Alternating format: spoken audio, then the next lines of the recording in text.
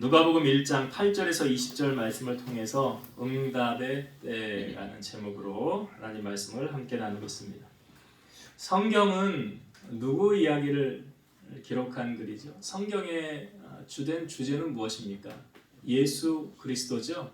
그러니까 우리가 구원을 어떻게 얻느냐 이 방법도 무엇을 통하여 우리에게 알려주고 있습니까? 성경을 통하여 알려주고 있죠. 예수님께서 이 땅에 오셔야만 됐던 이유는 인간의 세상에 죄가 유입된 순간부터죠. 그래서 원시복음이라 해서 창세기 3장 15절에 보면 인간의 죄가 유입된, 그러니까 선악과 사건이죠. 그래서 죄가 유입된 순간에 하나님께서 인간을 구원하기 위한 하나님의 계획을 세우셨는데 하나밖에 없는 독생자를 우리를 위해서 이 땅에 보내주시는 사건이죠.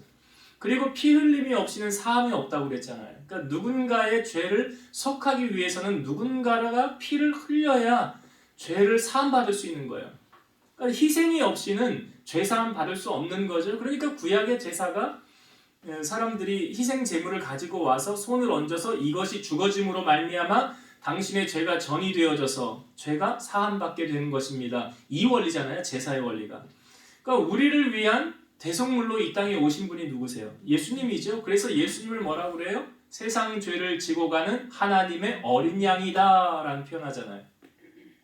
그래서 모세가 광야에서 뱀을 든 것 같이 예수님도 들려야 하리라 하고 주님 말씀하셨죠. 우리가 저번 주에 겟세마네 기도 나눌 때 우리가 이 말씀 나눴잖아요. 예수님께서 십자가를 지고 죽으셔야 되는 것을 아셨어요. 그래야만 우리가 죄에서 해방되고 자유함을 얻을 수 있는 거예요. 그래서 예수님으로 말미암지 않고는 아버지께로 갈 자가 없고 사망에서 생명으로 옮겨지는 원리도 예수 그리스도를 나의 구주로 영접한 자만이 이 구원의 원리를 받을 수가 있다는 사실이죠.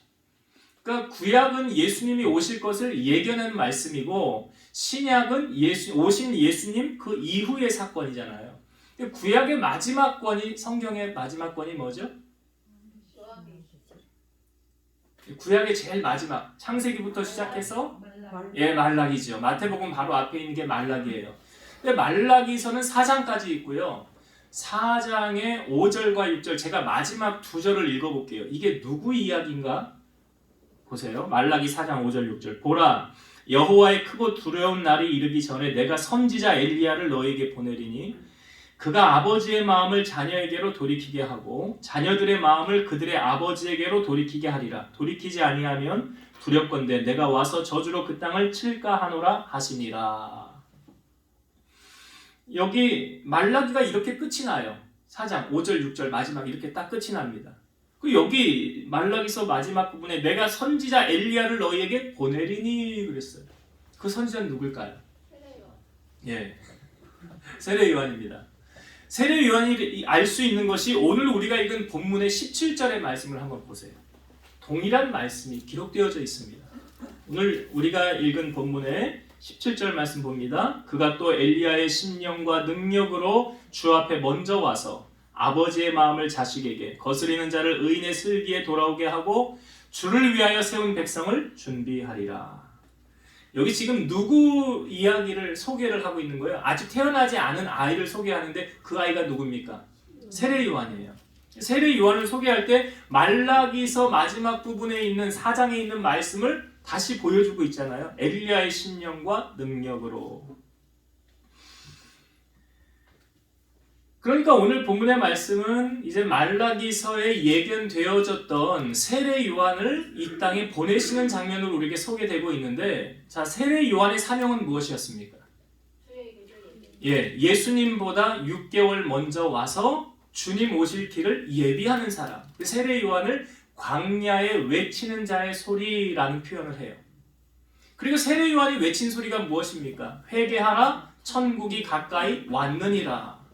그리고 내 뒤에 오시는 이는 나보다 능력이 많으시니 나는 그의 신들매 신끈조차도 풀지 못하겠노라. 그러니까 세례 요한의 사명은 무엇이에요? 예수님의 오실 길을 준비한 자였어요. 여자가 낳은 자 중에 가장 큰 자가 세례 요한입니다. 근데 여러분 세례 요한이 어떻게 죽게 됩니까? 성경에 우리에게 보여주고 있죠. 헤롯이 자기 생일에 잔치를 베풀어요. 그런데 그 헤롯이 인간적으로 하지 말아야 될 일을 했는데 동생의 아내를 자기가 빼앗아요. 동생의 아내를 취하여서 자기 아내로 만듭니다. 그게 이제 헤로디아인데 이 헤로디아에겐 딸이 있었어요. 살로메라고 하는 딸이 있었습니다. 근데 헤롯의 생일 때 이 헤로디아의 딸인 살로메가 들어와서 춤을 추는데 사람들을 한마디로 뿅 가게 한 거예요. 그래서 이 헤롯이 너무 기분이 좋아서 뭐라고 그러냐면 너 소원이 뭐냐? 네 소원 나에게 말해봐라. 내가 나라의 절반이라도 네가 달라고 하면 내가 너에게 줄게.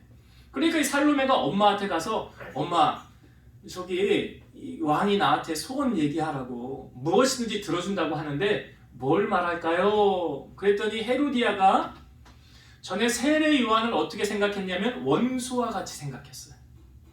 그러니까 사실 세례 요한은 정직했고 하나님의 바른 말씀을 선포했고 왕조차 헤롯 왕 앞에서도 당신이 하는 일은 옳지 않습니다.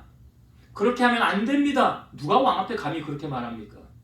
그런데 세례 요한은 그렇게 정의를 실천했던 사람이에요. 근데 헤롯은 세례 요한의 말을 달갑게 들으면서 그러니까 좋게 여겼다는 거예요. 정직한 말을 내게 그렇게 해줄 수 있는 사람이 내 주변에 없는데 세례 요한은 정말 괜찮은 사람이다라고 생각을 했던 거죠. 그런데 이 헤로디아가 자기 딸에게 소원을 말하라고 할 때 뭘 얘기했냐면 세례 요한의 목숨을 달라고 해라. 세례 요한의 목을 베어서 달라고 해라. 그러니까 살로메가 가가지고 헤롯에게 이야기를 하는 거예요. 모든 사람이 있는 앞에서 세례 요한의 목을 나에게 주십시오. 그러니까 자기 왕이 말을 했지만 이거 거절할 수도 없고 무엇이든지 들어준다고 했으니까 어쩔 수 없이 세례 요한의 목을 쳐서 그걸 쟁반에 담아가지고 살로메에게 갖다 준 거예요. 이렇게 세례 요한의 마지막이 그렇게 결말을 맺게 됩니다.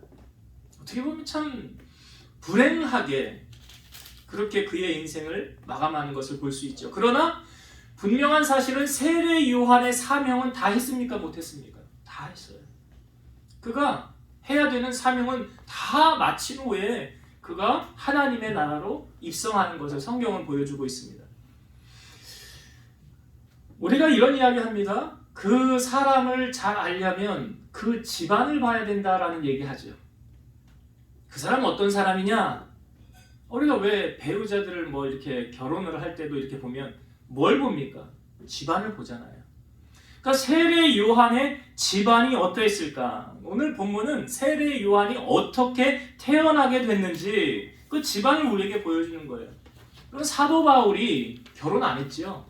사도 바울이 영적으로 낳은 아들이 있습니다. 누굽니까? 디모데라는 사람이에요. 디모데전서 1장 2절에 보면 믿음 안에서 참 아들 된 디모데 이런 표현을 하고 있어요. 사도 바울이 낳지는 않았어요.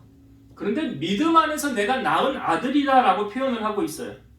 근데 이 디모데의 믿음을 사도 바울이 이렇게 표현하고 있어요. 디모데후서 1장 5절 이는 네 속에 거짓이 없는 믿음이 있음을 생각함이라. 이 믿음은 먼저 너의 외조모 로이스와 너의 어머니 유니게 속에 있더니 내 속에도 있는 줄을 확신하노라. 그러니까 디모데를 볼 때 사도 바울도 디모데에 뭘 봤어요? 집안 봤다는 거예요. 너 외할머니 로이스 그리고 너 어머니 유니게 그분들을 보니까 그분들의 믿음이 정말 대단하더라 이거 아니에요. 그 믿음이. 그런데 그 믿음이 바로 너에게도 있구나라는 거예요. 여러분 유산 중에 가장 중요한 유산 뭐라고 그랬어요? 여러분 돈 물려주면 자녀 망하게 하는 거예요. 그거는 자녀 망하게 하려면 돈 물려주시고 자녀를 정말 훌륭하게 이 나라의 귀한 제목으로 키우시려고 하려면 신앙의 유산을 물려주세요. 그러니까 디모데가 3대째 신앙이었다는 거 아닙니까? 신앙의 계보를 이어받았다는 거예요. 그럼 여러분 세례 요한은 그 부모로부터 어떤 유산을 물려받았을까? 추측이 좀 되지 않습니까? 세례 요한의 부모님은 어떤 사람이었을까? 자, 이 두 사람을 성경이 우리에게 보여주고 있어요. 소개하고 있다는 거예요. 성경을 한번 봅시다. 6절의 말씀. 자, 6절. 누가복음 1장 6절 봅니다. 이 두 사람은 누구냐면 세례 요한의 부모님이에요. 사가랴와 엘리사벳. 이 두 사람이 하나님 앞에 의인이니 주의 모든 계명과 규례대로 흠이 없이 행하더라. 여러분, 지금 이 평가를 누가 하고 있는 거예요? 사람이 하는 거예요? 하나님이 하는 거예요? 하나님이 하시는 거예요.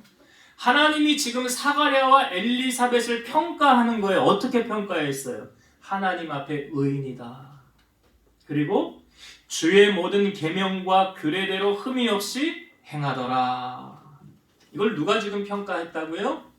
하나님이. 여러분, 우리가 이 땅을 살면서 사람의 눈은 얼마든지 가리고 눈 가리고 아웅할 수 있죠. 사람은 얼마든지 속일 수 있어요. 그 사람 앞에서는 내가 악한 사람인데도 불구하고 그 사람 앞에서는 내가 선한 척 할 수 있어요, 없어요? 선한 흉내 낼 수 있어요, 없어요? 나 원래 이렇게 악한 놈이고 불친절한 사람인데 그 사람 앞에서는 내가 간이라도 빼어줄 것처럼 선하게 나의 모습을 치장해서 그렇게 보여줄 수 있습니까, 없습니까? 있지요? 있어요. 근데요, 그게 하나님 앞에서는 그게 통합니까, 안 통합니까? 안 통해요. 이 말씀은 지금 하나님이 이 사람들을 이렇게 인정했다라는 거예요. 그러니까 하나님의 평가는 가장 정확해. 10길 물속 알아도 1길 사람 속 모른다고 그랬는데 그 사람이 어떤 사람인지 우리는 몰라요. 근데 하나님은요, 정확하게 아세요. 우리가 여러분 일을 할 때도 어떤 마음 자세로 일을 해야 되냐면 골로새서 3장 22절이에요. 종들아 모든 일에 육신의 상전들에게 순종하되 사람을 기쁘게 하는 자와 같이 눈가림만 하지 말고 오직 주를 두려워하여 성실한 마음으로 하라. 사람을 기쁘게 하는 자와 같이 눈가림으로 하지 말고. 그러니까 사람은 눈가림으로 속일 수 있다는 말이잖아요. 이건. 그렇죠. 얼마든지. 그 사람이 있는 데서는 아주 열심히 하는 척 할 수 있다는 거예요. 근데 그 사람만 없으면 안 해요. 그렇게 하지 말아라. 왜? 여러분 성경에 왜 그렇게 하지 말라고 그러냐면 상 주시는 이가 누구시래요? 하나님이시래요. 골로새서 3장 24절 이는 기업의 상을 주께 받을 줄 아나니 너희는 주 그리스도를 섬기느니라. 우리가 누구에게 상 받는다고요? 하나님께. 그러니까 사람에게 상을 받으려고 하는 사람은 그 사람이 있는 데서는 아주 열심히 하는 척하고 잘하는 척해. 근데 그 사람만 안 보이면 대충. 근데 이 사람들은 이제 사람에게 상을 요구하는 사람이지만 하나님의 상을 요구하는 사람들은 매사에 변함이 없어요. 바로 사가랴와 엘리사벳이 그렇다는 거예요. 이 사람들은 사람을 의식하지 않고 하나님을 의식했다는 거 아닙니까? 여러분들은 살면서 사람을 의식하십니까? 하나님을 의식하십니까? 우리가 이 땅에 살면서요, 우리는 사람들은 잘 의식을 해요.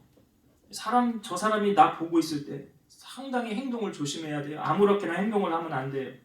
그런 사람이 보지 않을 때는 행동이 달라질 수 있어요. 요즘에는 어딜 가도 CCTV가 있습니다. 거리에도 CCTV가 있고요. 관공서에 가도 CCTV 있습니다. 은행에 가도, 회사에도 요즘에 다 CCTV 있죠. 하물며 차에도 CCTV 있잖아요.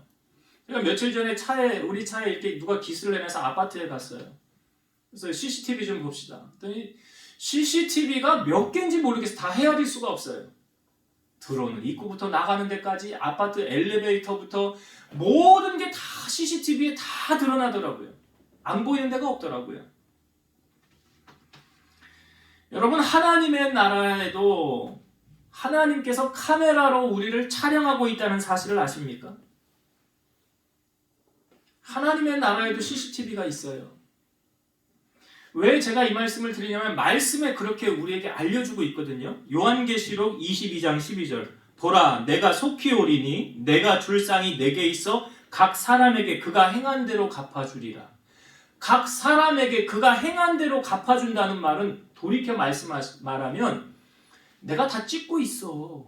증거자료 내가 다 갖고 있어. 지금 여기 그 말 아니에요? 갈라디아서 6장 7절 스스로 속이지 말라. 하나님은 업신여김을 받지 아니하시나니 사람이 무엇으로 심든지 그대로 거두리라. 그러니까 네가 뭘 심었는지 내가 지금 다 기록하고 있거든. 네가 어떻게 살았는지 내가 다 알고 그런 의미에서 보세요. 6절이 사가랴와 엘리사벳이 하나님 앞에 의인이고 주의 모든 계명과 규례대로 흠이 없이 행하더라. 이건 누가 인정하는 거라고요? 하나님이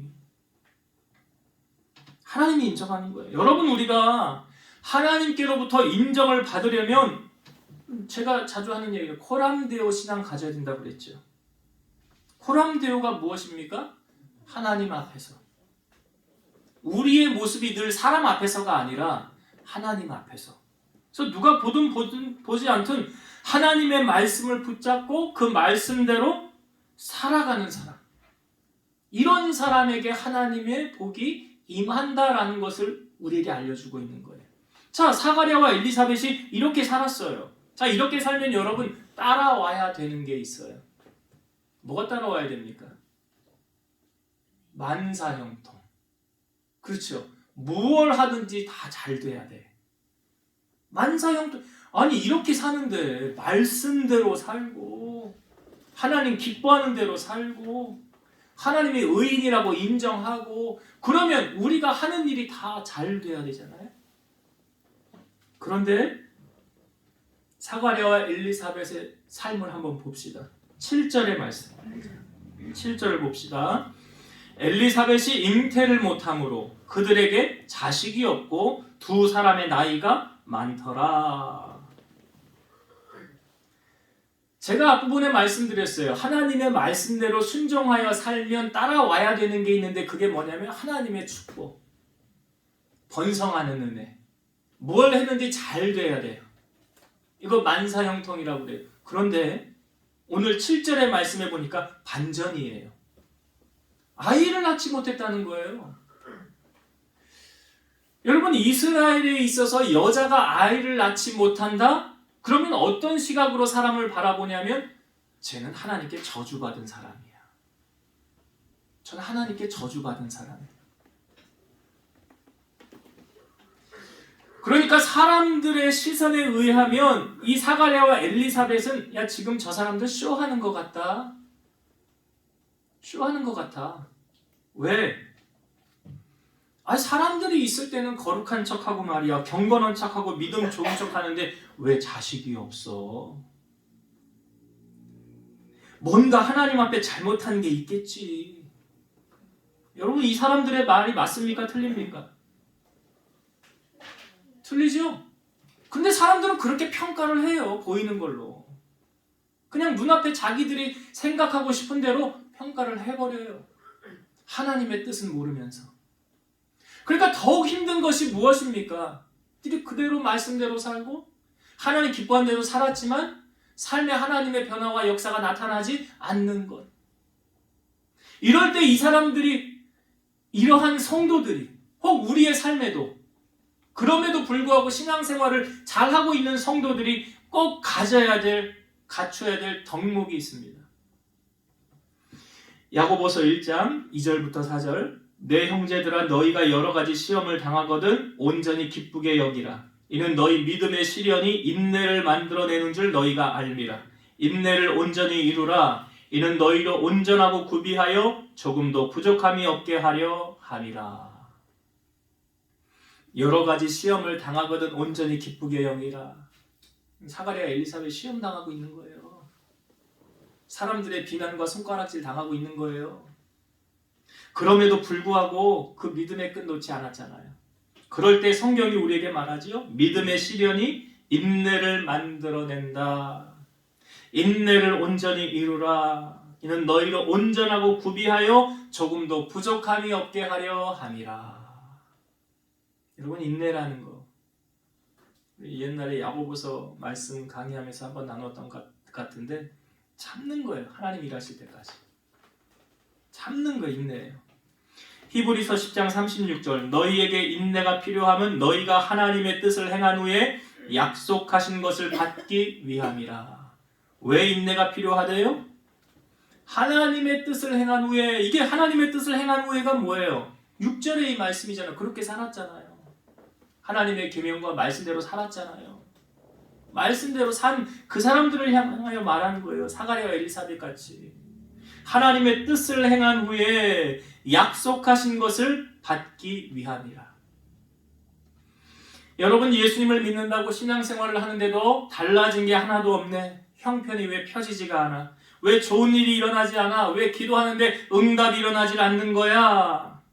그렇다 할지라도 끝까지 여러분 말씀을 붙잡고 우리가 나아가야 되는 거예요. 하나님은 끝까지 그 사람들을 다뤄보시는 거예요. 포로로 잡혀간 그 유대인들 가운데 이 다니엘의 세 친구들이 있었습니다. 사드락, 메삭, 아벳느고. 그때 그 느부갓네살 왕이 큰 신상을 세워놔요. 그리고 음악 소리가 들리게 누구든지 여기에 엎드려 절하라고 그랬어요. 만약 절하지 아니하면 쇠를 녹이는 풀무불에 들어가야 된다고 그랬어요.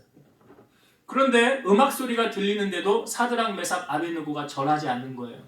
그걸 옆에서 본 사람들이 왕에게 가서 이야기합니다. 왕이시여, 왕이 세운 신상에 절하지 않는 사람들이 있습니다.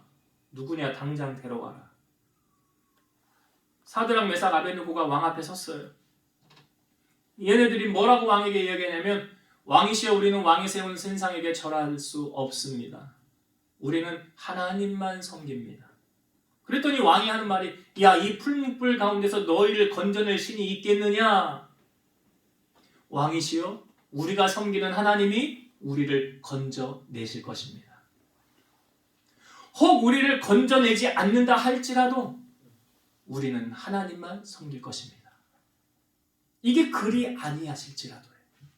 내가 원하는 대로 되어지지 않는다 할지라도 나는 내 믿음 변함없이 여전히 하나님만 섬기겠습니다. 왕이 이 말을 듣고 화가 났어요.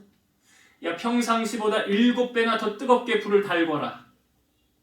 그래서 이 세 친구를, 다니엘, 메삭, 아벳느고를 붙들고 가는 병사가 불에 타 죽었어요. 들어가기도 전에. 얼마나 불이 셌는지. 3명이 들어갔는데 왕이 가만히 보니까, 야, 우리가 3명 들여놓지 않았냐? 근데 어떻게 4명이 있냐? 천사가 와서 이 세 친구들 머리털 끝 하나 상하지 않도록 지키시고 도와주셨다는 거예요. 왕이 보고 깜짝 놀래고 그들을 빨리 꺼내라 그래요. 건져냈는데 머리털 끝 하나 상한 게 없는 거예요. 너희가 섬기는 하나님이 정말 살아계시는구나 하면서 사드락, 메삭, 아벳느고의 하나님을 찬송했어요. 그리고 그를 인정했어요. 여러분, 신앙은 이럴 때 하나님의 역사가 나타나는 거 아닙니까?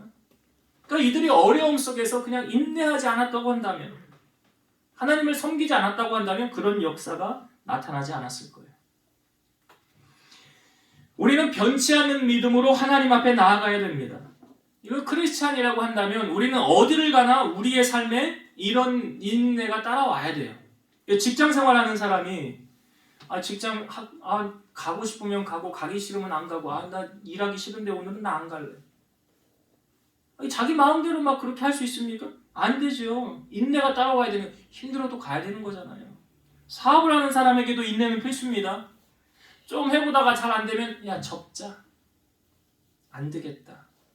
아니, 시작을 했으면 진드거니 끝을 봐야 되는 거 아니에요. 칼을 뽑았으면 끝을 봐야지. 우리에게 왜 인내가 필요합니까? 부족함 없는 하나님의 일꾼으로 세우시려고 인내가 필요하다고 그랬어요. 하나님의 뜻대로 말씀대로 산 자에게 하나님이 응답을 주시려고 인내를 요구하시는 거예요. 로마서 5장 3절에서 4절. 다만 이뿐 아니라 우리가 환난 중에도 즐거워하나니 이는 환난은 인내를, 인내는 연단을, 연단은 소망을 이루는 줄 알미로다. 여러분, 인내하면 이게 연단이 생기고 그 연단이 소망으로 연결되어진다. 소망은 무엇입니까? 나의 꿈이 이루어지는 거 아니에요.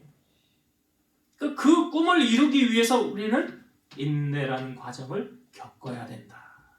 하나님이 허락하시는 인내. 바로 이 사가랴와 엘리사벳 이들의 가정에 하나님의 약속이 이루어지기 전에 이들이 갖춰야 될 거 뭐였습니까? 인내. 하나님의 뜻은 언젠간 이루어질 것이다. 라는 인내. 그 인내를 소유하고 있었기 때문에 오늘 사가랴와 엘리사벳이 하나님의 응답을 경험할 수 있었던 거예요. 자, 이 사가랴와 엘리사벳 자녀 문제로 기도했을까요? 안 했을까요? 했겠죠. 여러분, 사가랴는 제사장이었어요. 제사장. 제사장이란 무엇입니까? 하나님의 일을 하는 사람 아니에요? 오늘날로 말하면 목사님이에요. 이 하루는 이제 사가랴가 제사장의 직무를 하려고 그 성전에 들어갔어요. 그리고 분향을 했는데 갑자기 오른쪽에 주의 사자가 나타나는 거예요. 천사가 나타나서 깜짝 놀랐어요. 그리고 무서워할 때에 천사가 나타나서 이렇게 말을 합니다. 자, 오늘 본문에 13절부터 읽어볼게요. 자, 누가복음 1장 13절부터 제가 16절까지 보겠습니다. 천사가 그에게 이르되 사가랴여 무서워하지 말라. 너의 간구함이 들린지라. 내 아내 엘리사벳이 내게 아들을 낳아주리니 그 이름을 요한이라 하라. 너도 기뻐하고 즐거워할 것이요 많은 사람이 그의 태어남을 기뻐하리니 이는 그가 주 앞에 큰 자가 되며 포도주나 독한 술을 마시지 아니하며 모태로부터 성령의 충만함을 받아 이스라엘 자손을 주 곧 그들의 하나님께로 많이 돌아오게 하겠습니다. 여러분, 여기 다시 한번 주목해 볼 말씀이 13절을 한번 다시 보세요. 13절. 천사가 그에게 사가랴에게 이르되 사가랴여 무서워하지 말라. 그 다음에 너의 간구함이 들린지라. 너의 간구함이 들린지라. 제가 앞부분에 사가랴가 이 문제로 기도했다고 그랬어요? 안 했다고 그랬어요? 기도했죠? 그걸 누가 증명하고 있어요? 천사가 증명하고 있잖아요. 너 그 문제로 기도했었지. 너의 간구함이 들렸어. 들렸다는 거예요. 요한계시록 8장 4절 보면 향연이 성도의 기도와 함께 천사의 손으로부터 하나님 앞으로 올라가는지라. 그러니까 사가랴의 기도는 분명히 하나님 앞에 상달되었다는 것이죠. 아니, 여러분 근데 기억해 보세요. 하나님 앞에 기도가 상달되었다는 것은 하나님이 들으셨다는 건데 그 들으셨으면 즉각 응답을 해주셔야 되는 거 아닙니까? 하나님 나 급해요. 하나님 나 급하다고요. 빨리 응답을 해주셔야지요. 지체하지 마셔야 되지요. 그런데 지금 이 시점에 천사가 나타나서 사가랴에게 하나님 말씀 대언하는 거죠. 너 기도 응답됐어. 이제 너에게 아들을 줄 거야. 그 아들을 요한이라고 해. 라고 말씀하시는 거예요. 자, 그런데 이 말을 들은 사가랴의 반응을 한번 볼까요? 자, 18절 말씀. 18절. 사가랴가 천사에게 이르되 내가 이것을 어떻게 할리요? 내가 늙고 아내도 나이가 많으니이다. 자, 천사가 응답해줬어요. 너 이제 아들을 낳을 거야. 너 기도 응답됐어. 근데 사가랴는 뭐라고 그래요? 내가 이것을 어떻게 알겠습니까? 그 다음에 내가 늙고 아내도 나이가 많습니다. 여러분, 이걸 돌려서 직역해서 말하면 어떤 말입니까? 이제 우리 끝났어요. 공장문 닫았거든요. 우리 이제 아이 못 낳아요. 할 수 없는 상황이에요. 인간으로서는 이제 도저히 우리가 가든 방법 다 동원해봤지만 끝났거든요. 안 되더라고요. 될 수 없는 상황이에요. 근데 기억해보세요, 여러분. 왜 하나님께서 이때서야 응답을 하신 걸까요? 왜 지금에서야 응답하신 걸까요? 그전에도 응답해 주실 수 있잖아요. 그런데 이제 사가랴의 말을 표현하자면 아우, 불가능한 거예요. 이제 안 돼요. 우리 끝났어요. 그러니까 옛날에는 제가 그렇게 기도했었는데요. 이제는 현실적으로 불가능합니다. 근데 왜 지금에서야 기도를 들어주시겠다고 하는 거냐고요. 여러분, 만약 인간의 노력으로 그 일을 할 수 있다고 한다면 그 하나님이 해주셨다고 하겠어요? 내가 했다고 그러겠어요? 그건 내가 잘해서 된 거잖아. 내가 수고해서, 내가 땀 흘려서, 내가 노력해서, 내가 얼마나 지극정성으로 했는데 그러니까 된 거야. 무슨 소리야? 하나님이 도와주시기는. 뭘 하나님이 하셔? 내가 한 거지. 그런데 지금 이 상황을 놓고 보면 이제 우리 끝났는데요? 이제 우리 할 수 있는 거 아무것도 없는데요? 당신이 그렇게 말씀하셨지만 그거 우리에게 안 이루어질 것 같은데요? 여러분, 비슷한 사건이 있어요. 기드온이라는 사람 아시죠? 기드온이 하나님께 부름을 받았어요. 미디안의 진영과 이제 싸우기 위해서 하나님이 택하는 거예요. 그래서 기드온이 이스라엘 백성 우리 미디안과 싸울 사람 있으면 모이십시오 해서 모였는데 32,000명이 모였어요. 적군은 135,000명이에요. 비교가 안 되죠. 그래서 모이라고 해서 모였는데 하나님이 그때 기드온에게 이렇게 말씀하셨어요. 너를 따르는 백성이 너무 많다. 내가 그들의 손에 미디안 사람을 넘겨주지 아니하리니 이는 이스라엘이 나를 거슬러 스스로 자랑하기를 내 손이 나를 구원하였다 할까 함이니라. 32,000명이 모여서 작전을 잘 짜서 전쟁에서 이겼어요. 그러면 그 영광을 하나님께 돌릴까요? 야, 이거 우리가 잘해서 싸워서 이긴 거잖아. 그렇게 말한다는 거예요. 그러니까 32,000명 많으니까 지금이라도 집에 갈 사람 두려워 떠는 사람들 돌려보내라 해서 돌려보냈더니 10,000명이 남았어요.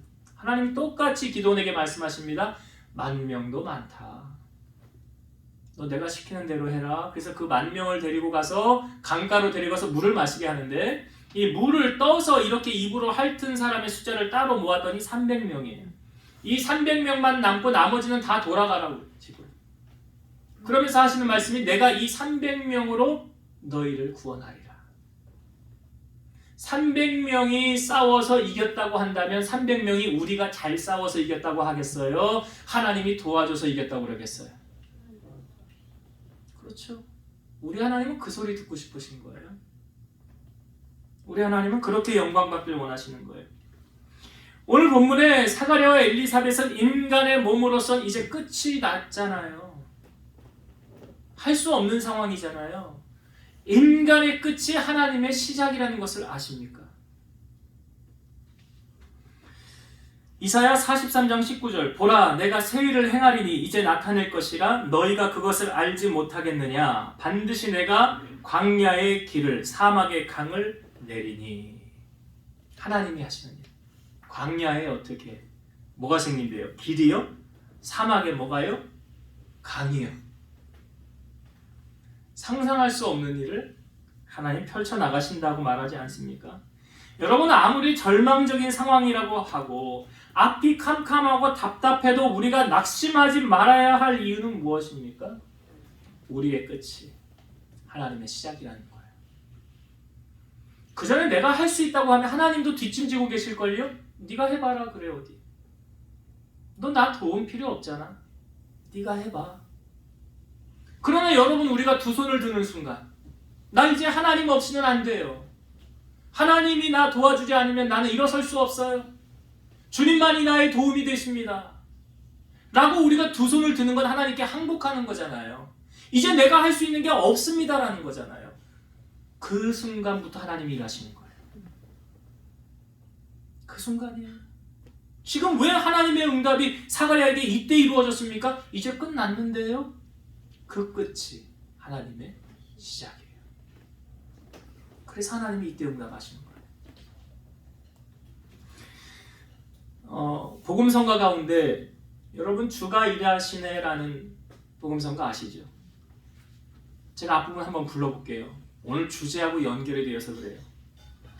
날이 저물어 갈 때 빈들에서 걸을 때 그때가 하나님의 때 내 힘으로 안 될 때 빈손으로 걸을 때 내가 고백해 여호와 이래 주가 일하시네 주가 일하시네 주께 아끼지 않는 자에게 주가 일하시네 주가 일하시네 신뢰하며 걷는 자에게.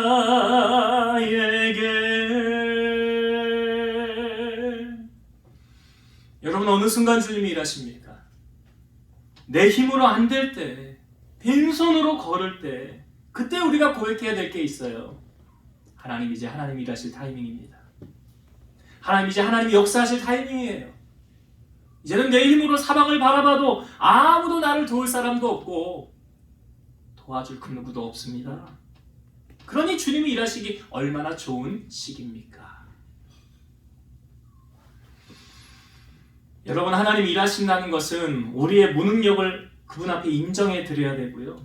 전심으로 하나님의 도움을 구할 때 정말 내가 할 수 있는 것 일도 없습니다 라고 우리가 고백하는 그 순간부터 하나님이 일하신다는 사실 기억하시기 바랍니다. 오늘 그 응답의 시점이 바로 그때였지요. 내가 이것을 어떻게 할리요? 불가능한 사건입니다. 할 수 없는 일입니다. 근데 그때 하나님께서 역사하시더라는 것. 자, 이 천사의 말을요, 사가랴가 믿었습니까? 믿지 않았습니까? 자, 오늘 본문을 봅시다. 19절과 20절의 말씀. 천사가 대답하여 이르되 나는 하나님 앞에 서 있는 가브리엘이라 이 좋은 소식을 전하여 내게 말하라고 보내심을 받았노라. 보라, 이 일이 되는 날까지 네가 말 못하는 자가 되어 능히 말을 못하리니 이는 내가 내 말을 믿지 아니함이거니와 때가 이르면 내 말이 이루어지리라 하더라. 자, 사가랴가 천사의 말을 믿지 않았어요. 그 결과로 사가랴는 어떻게 되었습니까? 20절에 보니까 네가 말 못하는 자가 되었더라. 말을 못하는 자가 되었더라. 이유는 네가 네 말을 믿지 아니하였기 때문이라. 자, 사가랴가 하루아침에 말 못하는 자가 됐습니다. 천사의 말을 믿지 않았기 때문에 그래요. 근데 여러분, 현실적으로 바라보면 사가랴가 당연한 거예요. 정상적인 거예요. 왜? 현실적으로 불가능한 일이니까. 상식적으로 접근해보면 당연한 거예요. 우리 늙고 공장문 닫았는데요? 끝났는데요? 근데 그 말이 그러니까 믿어지겠습니까? 믿어지지 않겠지요. 우리 되게 현실적으로 바라보잖아요. 1 더하기 1은 2가 돼야지. 무슨 3이 되고 5가 되고 10이 되고 1000이 돼. 그러니까 상식으로 접근하면 이해가 안 되는 거예요. 그러니까 내가 이해가 안 된다고 하면, 내가 믿지 못한다고 하면 어떤 말을 하겠습니까? 믿음 없는 말을 하겠죠. 하나님 신뢰하지 않으니까. 내가 믿지 못하는데 어떻게 믿음의 말을 할 수가 있겠어요? 그럼 여러분, 하나님께서 일을 하실까요? 내가 계속 부정적으로 말하고 내가 믿지 않는 말을 하는데 하나님이 그 속에서 역사하실까요? 여러분, 12정탐꾼 이야기 알잖아요. 12정탐꾼이 가나안 땅을 40일 동안 보고 왔는데 10명은 악평했고 여호수아와 갈렙은 하나님을 신뢰했어요. 똑같은 것을 보고 왔는데 결과가 보고하는 게 달랐어요. 그것을 하나님께서 이렇게 이 한마디로 딱 교통정리하십니다. 민수기 14장 28절. 그들에게 이르기를 여호와의 말씀에 내 삶을 두고 맹세하노라. 너희 말이 내 귀에 들린 대로 내가 너희에게 행하리니. 따라합시다. 너희 말이 내 귀에 들린 대로 내가 행하리라. 예, 여러분 어떤 말들 하고 다니십니까? 여러분들이 내뱉는 말대로 하나님이 해주신대잖아요. 그럼 사가랴가 믿지 못하니까 믿음 없는 말을 하면 하나님의 약속이 안 이루어질 수도 있는 거잖아요. 그런 의미에서 여러분, 사가랴가 말 못하는 자가 된 것은 잘 된 거예요? 잘못된 거예요? 잘 된 거. 네. 생각을 한참 하셔야 되나? 네. 권사님 한 1년만 말하지 말고 한번 살아보라고 그러면 어떻겠어요? 답답해서 못 살 거예요. 답답해서 못 살 거예요. 말 못하는 자가 됐어요, 하루아침에. 그런데 이것을 우리가 성경적으로 보면 사가랴에겐 잘된 일이에요. 여러분, 때로는 내 생각대로 안 되고 답답하고 돌아가는 것 같은 일이 내 일상에 나타난다고 한다면 우리는 어떤 반응을 할까요? 성경에 있는 한 사람의 예를 들어봅시다. 요셉이라는 사람이 아버지의 사랑을 독차지하고 받았고 좋은 음식 먹고 좋은 옷을 입었어요. 근데 하루아침에 형들에 의해서 죽여버린다고 그랬는데 죽이지는 말고 애굽의 종으로 팔아버리자. 그래서 은 20냥에 이 요셉이 노예로 팔려갑니다. 그래서 17세에 애굽으로 팔려가서 종살이를 시작하는 거예요. 이 요셉이 보면 참 눈물이 많고 정이 많은 사람이더라고요. 얼마나 많이 울었을까. 그런데 그 종살이를 하면서 주인에게 인정을 받아서 가정 총무의 일을 하게 됐어요. 밖에서 일을 하다가 안으로 들어와서 이제 집안 업무를 하는 거예요. 그런데 보디발의 아내가 요셉을 유혹해서 덮치자 요셉이 옷이 벗겨진 채로 도망을 나가니까 보디발의 아내가 저놈이 나를 겁탈하려고 했다가 내가 소리 지르니까 도망간다. 그래서 요셉은 누명을 쓰고 감옥에 들어가게 되죠. 그 요셉의 인생이요, 내일을 알 수 없는 인생이에요. 생각을 해보세요. 하루아침에 아버지 사랑을 독차지받던 요셉이 애굽의 종으로 팔려갔어요. 그것도 모자라 이제는 감옥 신세를 지게 됐어요. 여러분, 이 요셉의 인생이 끝이 보입니까? 이제 감옥에서 평생 있다가 요셉의 인생이 끝날 수도 있는 거예요. 그런데 이 감옥 안에서 술 맡은 관원장과 그 두 술 맡은 관원장, 떡 맡은 관원장 꿈 해석해줬죠? 꿈대로 됐어요. 술 맡은 관원장은 복직했고 떡 맡은 관원장은 죽었어요. 그런데 이 술 맡은 관원장이 나갈 때 요셉이 말하죠. 당신 나를 기억해 주세요. 난 사실 여기 감옥에 올 사람 아닙니다. 누명 쓰고 왔습니다. 당신의 그 권력이면 충분히 나를 꺼낼 수 있지 않습니까? 근데 술 맡은 관원장이 나가서 요셉의 생각이 머리에서 지워졌어요. 하나님이 지워버린 거예요. 그것도. 그리고 만 2년이 됐을 때 바로 왕이 꿈을 꾸는데 아무도 해석을 못하죠. 그때 술 맡은 관원장이 옆에서 뭐라 그래요?